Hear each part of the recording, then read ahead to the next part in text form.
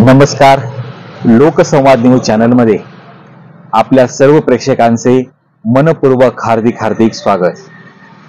आपण लोकसंवाद न्यूज चॅनलला जो उदंड प्रतिसाद देत आहात त्याबद्दल मी प्रथमतः आपल्या सर्वांचे मनपूर्वक अभिनंदन व्यक्त करतो.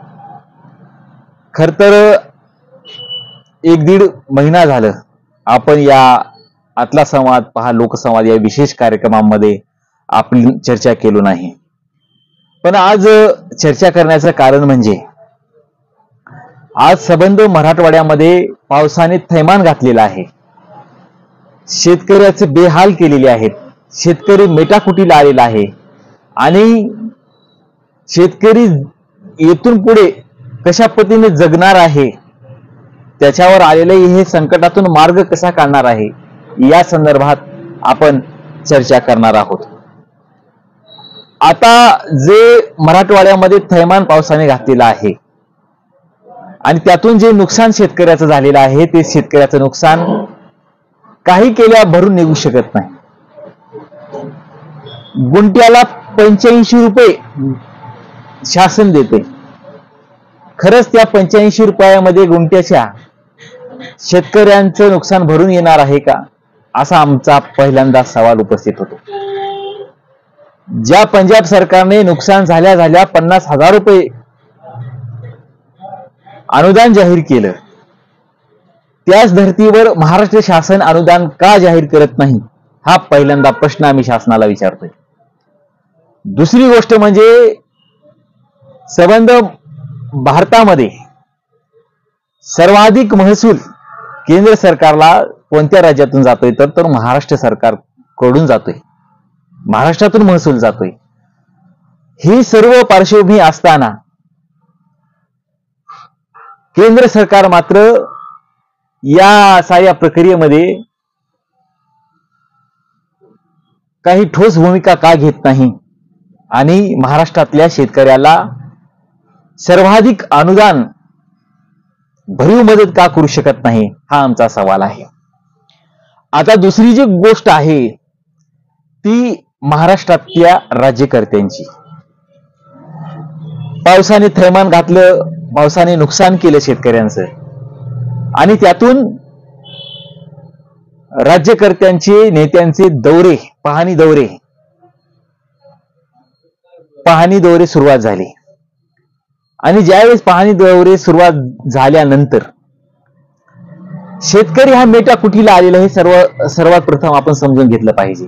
कारण गेल्या 10 वर्षामध्ये शेतीमालाला भाव नाही. खत बी याचे प्रचंड भाव गगनाला भिडलेले असताना त्यातून आपली उपजीविका भागवण्यासाठी शेतकरी शेती कसतोय आणि त्यामध्येच हे आसमानी संकट शेतकऱ्यांवर ओढवलं आणि प्रचंड शेतकऱ्याचं नुकसान झालं. आणि ज्यावेळेस राज्यकर्त्यांचे नेत्यांचे पाहणी दौरे शेतकऱ्यांच्या बांधावर आले, शेतकरी हा वैतागून बोलतोय हे समजून घ्या.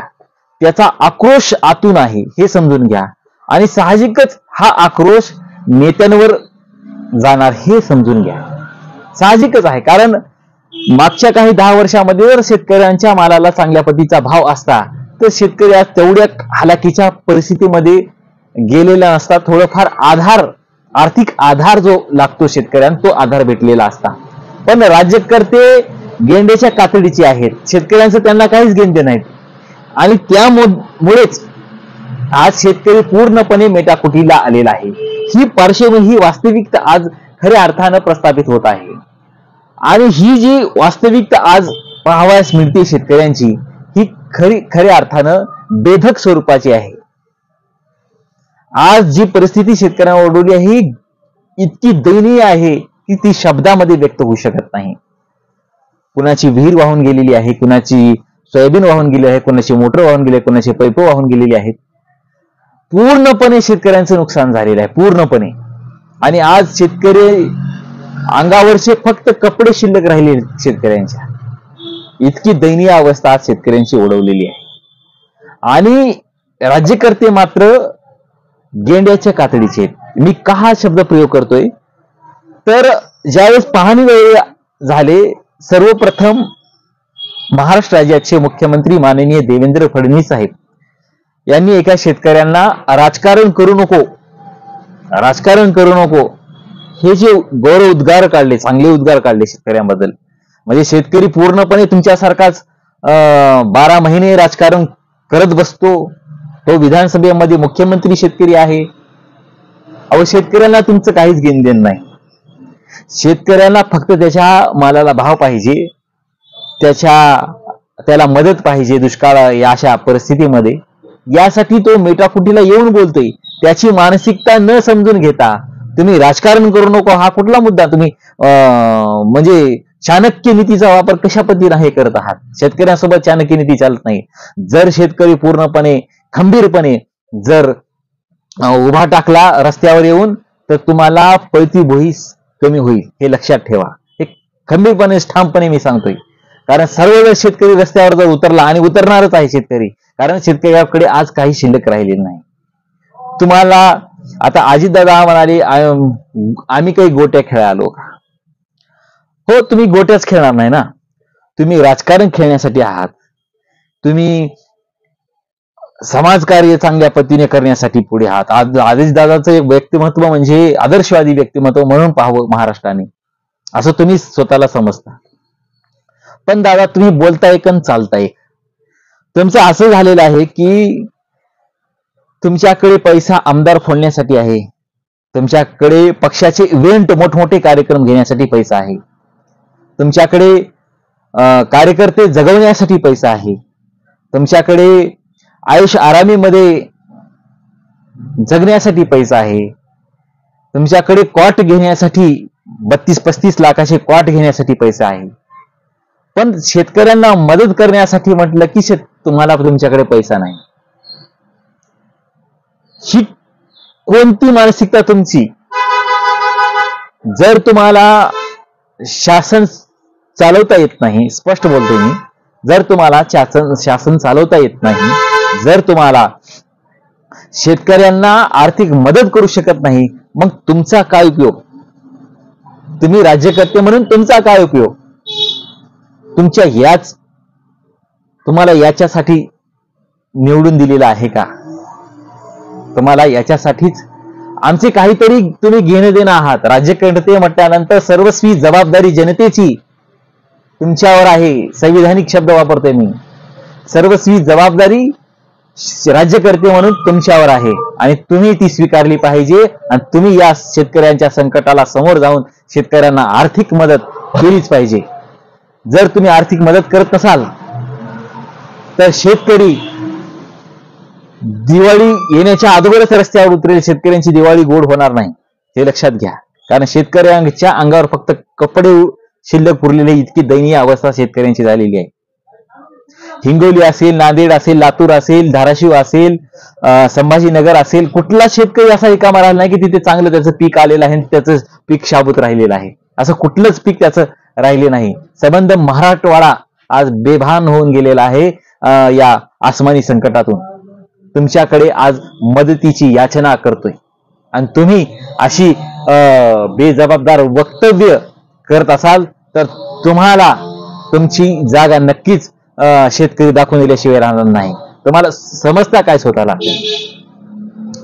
तुमचं टेम्पररी पद आहे, हे लक्षात घ्या. तुम्ही कायमस्वरूपी पद नाही तुमचं. टेम्पररी तुम्हाला फक्त 5 वर्षाचा कालखंड दिलेला आहे, आणि त्याच 5 वर्षाच्या कालखंडामध्ये तुम्ही तिथं तुमची भूमिका वटवायची आहे. आणि जर तुम्ही तुमची भूमिका जर वटवायची नसेल तर तुम्ही तुमची जागा मोकळी करा. राज्यकर्ते म्हणून आम्हाला दुसरी बसू द्या. आणि जर तुम्ही बसत नसाल तर या पद्धतीनं शेतकऱ्यांच्या पाठीमागे तुम्ही खंबीरपणे उभा टाकलं पाहिजे.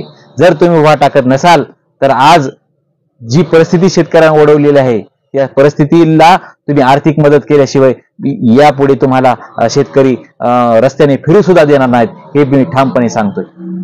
कुठला शेतकरी असा आहे की त्याचं जीवन आज खालवलेलं नाही? शेतकरी शांत आहे याची तुम्ही परीक्षा घेताय का? आज शेतकऱ्यांवर एवढी दयनीय परिस्थिती, एवढी दयनीय अवस्था शेतकऱ्यांना आली आहे की त्यामध्ये तुम्ही राज्यकर्ते म्हणून ठामपणे सांगितलं पाहिजे की आम्ही तुमच्या पाठीमागे खंबीरपणे उभा आहोत. आणि शेतकऱ्यांच्या बांधावर जाऊन आर्थिक धोरणं त्याच जागेवर निश्चित केली पाहिजेत. कशाचे पंचनामे करण्याची गरज नाही. आज सगळेच पंचनामे झाले असं सरकट गृहीत धरा आणि सरसकट शेतकऱ्यांना आर्थिक मदत द्या. आज शेतकऱ्यांची दिवाळी गोड होत नाही. सोयाबीनच्या घाटाला आज कोंब येत आहेत.